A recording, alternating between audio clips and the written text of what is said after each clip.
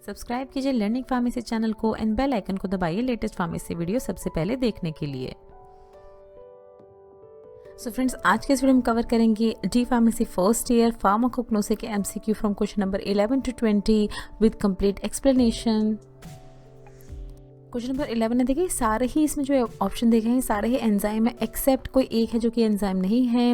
Lanolin, trypsin, pepsin या पेपेन। Answer है इसका ऑप्शन ए।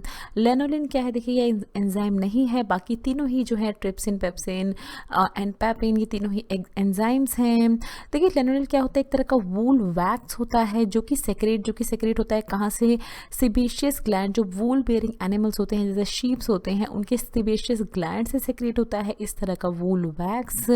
लेनोलिन जो है देखिए इस तरह का इस कंटेनर में इस डिस्पेंस होता है बहुत सारे कंडीशंस के लिए। जो बेसिकली जो ड्राई स्किन, जो थोड़ी सी स्किन ड्राई हो जाती है लोगों की, ईचिंग, जब थोड़ी सी खुजली होने लगती है स्किन पे, या अदर स्किन इरिटेशन कंडीशन जो होती हैं उनको ट्रीट करने के लिए बहुत ज़्यादा यूज़ किया जाता है। लेनोलिन वैक्स को अप्लाई करने के लिए एक तरह के ऑइंटमेंट के फॉर्म में इसको यूज़ किया जाता है।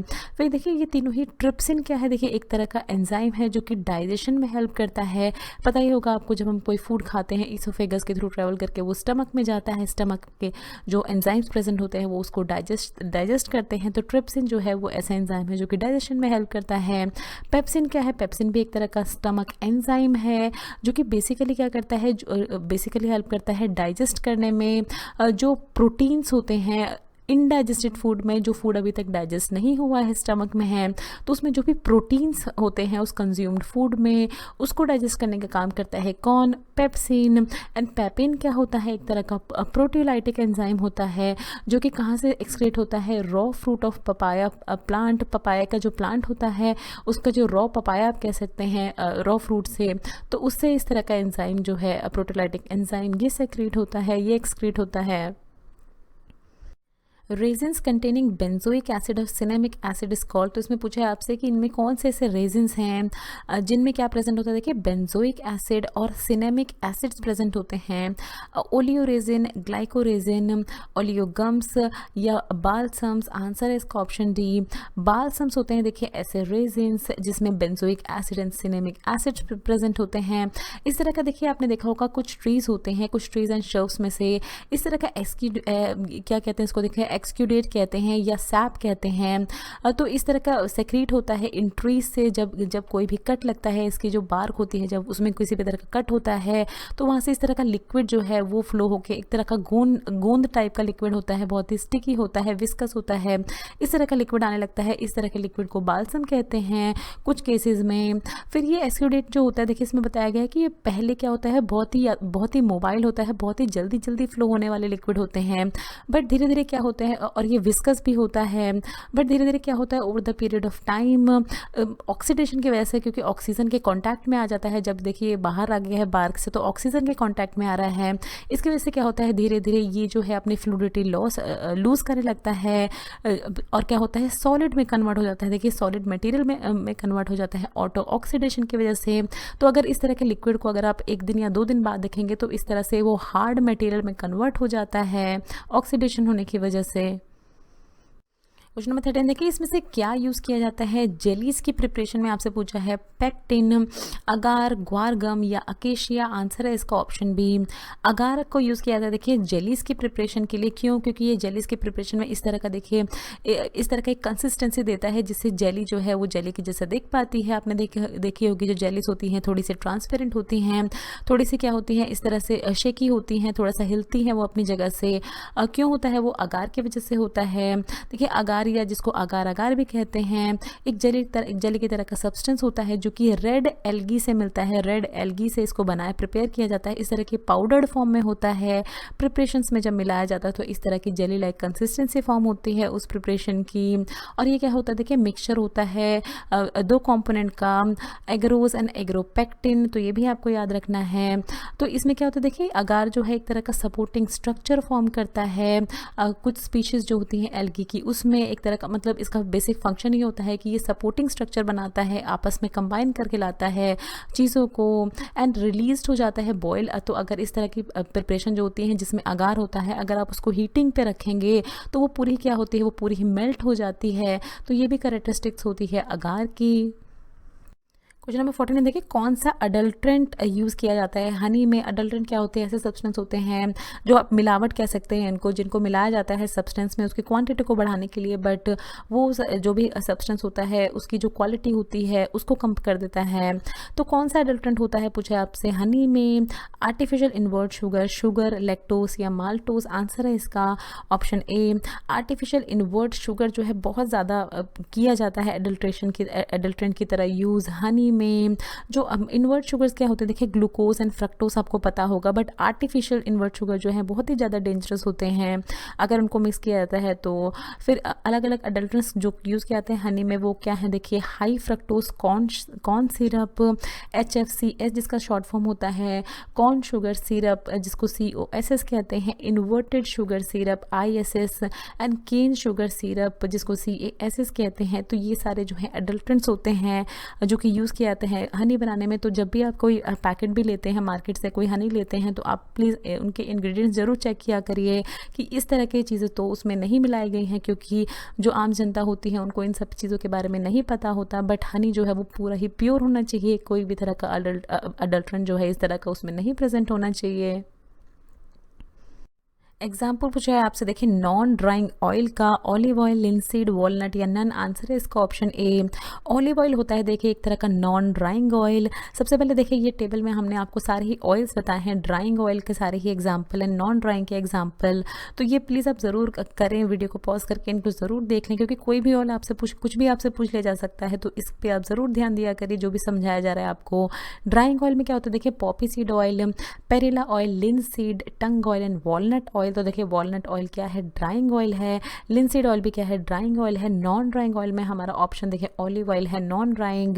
फिर एलमंड ऑयल, कैस्टर ऑयल, नहार seed oil, mineral oil and peanut oil, ये सारे क्या होते हैं, नॉन ड्राइंग ऑयल होते हैं। ड्राइंग ऑयल क्या होते हैं देखिए, ऐसे ऑयल होते हैं जो कि जब एक्सपोज होते हैं एयर में, अगर इनको एक्सपोज किया जाता है तो ये हार्ड हो जाते हैं, टफ कोटिंग, एक तरह का टफ कोटिंग बना लेते हैं बाहर और मूव नहीं कर पाते। देखिए doesn't have much room for flexibility, flexible नहीं होते, मूव नहीं कर पाते हैं। इस तरह के ऑयल अगर एयर के कांटेक्ट में आ जाएं तो जब तक बॉटल में होते हैं ऑयल फॉर्म में होते हैं, बट जब बाहर रखे जाते हैं तो हार्ड हो जाते हैं। नॉन ड्राइंग ऑयल जैसे आपको पता ही होगा हमारे खाने में भी बहुत ज़्यादा यूज़ होते हैं इस तरह के ऑयल। तो ये ऑयल होते हैं जो कि हार्ड नहीं होते हैं, एयर में एक्सपोज होने पे हार्ड नहीं होते हैं, अपने लिक्विड फॉर्म में ही बरकरार रहते हैं और ईजिली इनको वॉश किया जा सकता है, सोप एंड वाटर की मदद से वॉश भी हो जाते हैं। सो ये दो डिफरेंस था देखिए drawing and non drying oil में। क्वेश्चन नंबर 16 है देखिए, कैस्टर ऑयल कहाँ से ऑब्टेन किया जाता है, सोर्स पूछ रहे हैं आपसे उसका। देन ओलिया, तो ऑप्शन दिए गए हैं आपको, ओलिया, यूफोइया, रिसिनस कॉम्युनिस, लिनम यूस्टेशिमम या none of the above. Answer है इसका ऑप्शन बी रिसिनस कॉम्युनिस होती है देखिए स्पीश जिससे कैस्टर ऑयल जो है ऑब्टेन किया जाता है। कैस्टर ऑयल क्या होता है देखिए, एक तरह का मल्टीपर्पज़ वेजिटेबल ऑयल होता है, बहुत सारे यूज़ होते हैं इस तरह के ऑयल के, जो कि बहुत थाउजेंड ऑफ ईयर देखिए बहुत हमारे पुराने ज़माने से इसको बहुत ज़्यादा इसको यूज़ किया जा रहा है। ये ऑब्टेन किया जाता है, एक्सट्रैक्ट किया जाता है देखिए सीड्स ऑफ रिसिनस कॉम्युनिस प्लांट। तो एक तरह का ये रिसिनस कॉम्युनिस प्लांट होता है, इसके सीड्स से इसको एक्सट्रैक्ट किया जाता है कैस्टर ऑयल को। यहाँ पर आपको देखिए यूजेस बताए गए हैं, इसके बहुत सारे यूज़ होते हैं। एक तरह का नेचुरल मॉइस्चराइज़र होता है ये, वुंड हीलिंग में हेल्प करता है, एंटी इन्फ्लामेटरी प्रॉपर्टी होती है इसकी। आजकल जो आजकल के दिन है उसमें बहुत ज़्यादा इसको यूज़ किया जा रहा है हेयर्स के लिए, हेयर एंड स्कैल्प को हेल्दी रखने के लिए, क्योंकि इसमें बहुत सारे मिनरल्स होते हैं, विटामिन ई रिच होता है, बहुत सारी चीज़ें होती हैं। तो हेयर इंडस्ट्री में जो है बहुत ज़्यादा इसको यूज़ किया जाता है कैस्टर ऑयल को। क्वेश्चन नंबर 17 में आपसे पूछा है देखिए, हर्बल फॉर्मुलेशन इसमें से कौन सी है, चूरना एंड लेहास, असावस, अरिस्टासिया, all of the above. Answer है इसका option D all of the above. देखिए सारी ही जो है यहाँ पर जो भी ऑप्शंस में दी गई हैं ये सारी ही हर्बल फॉर्मुलेशंस हैं।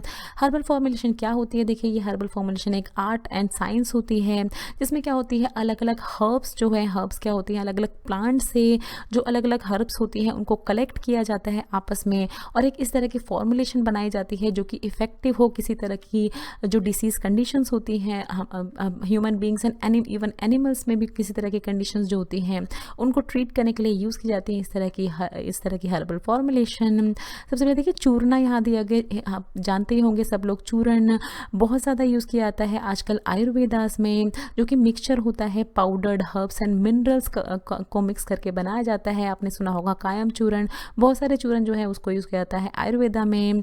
फिर असावास एंड अरिस्टास क्या होते हैं, बहुत ही हाईली पोटेंट, देखिए यहाँ पर चूर्ण इस तरह के होते हैं चूर्ण, एंड ये होते हैं देखिए असावास एंड अरिस्टास जो कि हाईली पोटेंट होते हैं, मतलब बहुत ही कम डोज में बहुत ही ज़्यादा इफेक्टिव होते हैं ये।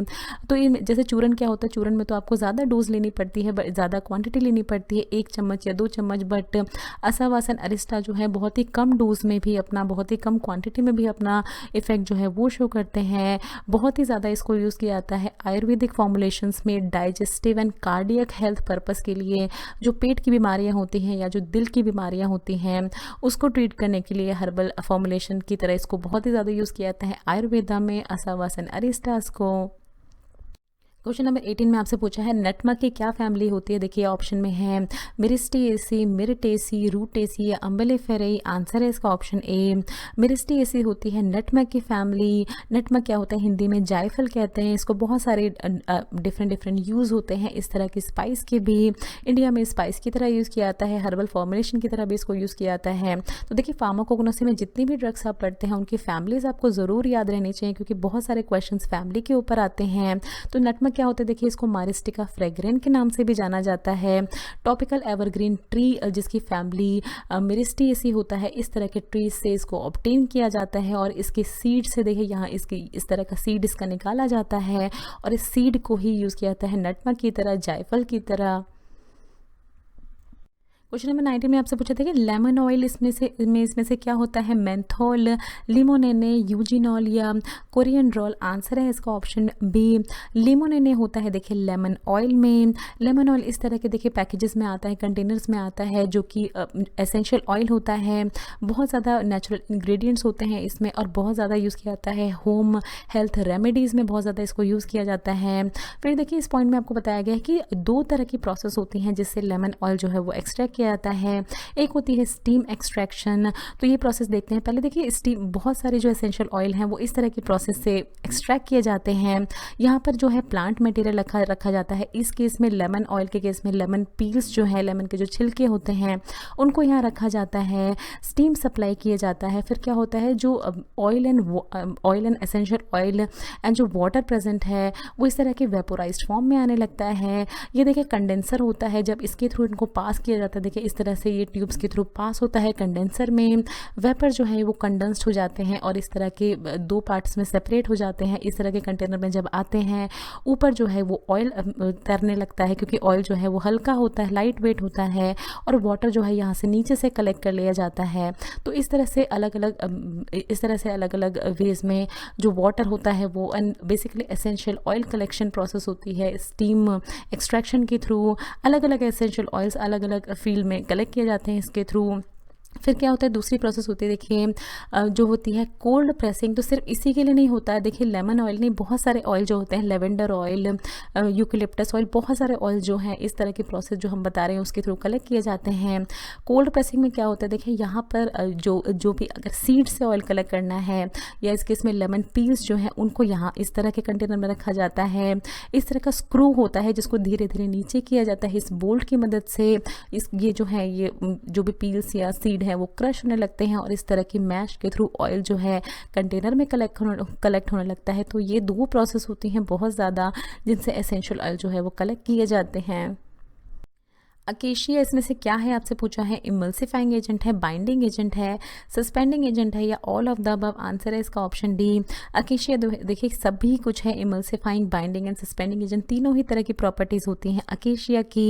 अकेशिया जिसको क्या कहते हैं, देखिए गम अरेबिक भी कहते हैं। फार्मास्यूटिकल इंडस्ट्रीज में इसको अलग अलग पर्पज़ के लिए देखिए as a emulsifier, stabilising agent, suspending agent, tablet, binder. Tablet में जो बाइंडिंग प्रॉपर्टी होती है, ग्रैन्यूल्स को बाइंड करने के लिए इसको यूज़ किया जाता है।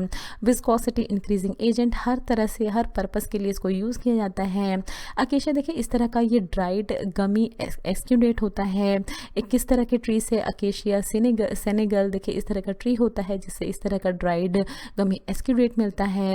अकेशिया की फैमिली क्या होती है देखिए, लेग्यूमिनोस होती है। So thanks for watching. Next video में हम कवर करेंगे D pharmacy first year pharmacognosy के MCQ from question number 21 to 30 with complete explanation. So friends, अगर आपको ये वीडियो अच्छी लगे तो प्लीज़ वीडियो को ज़रूर लाइक कीजिए, शेयर कीजिए अपने फ्रेंड्स के साथ। चैनल को प्लीज़ ज़रूर सब्सक्राइब करें। हर वीडियो आप तक पहुँचाने में हमें बहुत मेहनत करनी पड़ती है, तो प्लीज़ सपोर्ट करें चैनल को सब्सक्राइब करके। अगर आपका कोई सवाल है तो नीचे दिए हुए कमेंट बॉक्स में आप हमसे कुछ भी पूछ सकते हैं। ये कुछ हमारे रिलेटेड वीडियोस के लिंक हैं जिन पे क्लिक करके आप उनको देख सकते हैं। दोस्तों, लर्निंग फार्मेसी पे आने के लिए और ये वीडियो देखने के लिए आपका बहुत बहुत शुक्रिया। मिलते हैं अगले वीडियो में।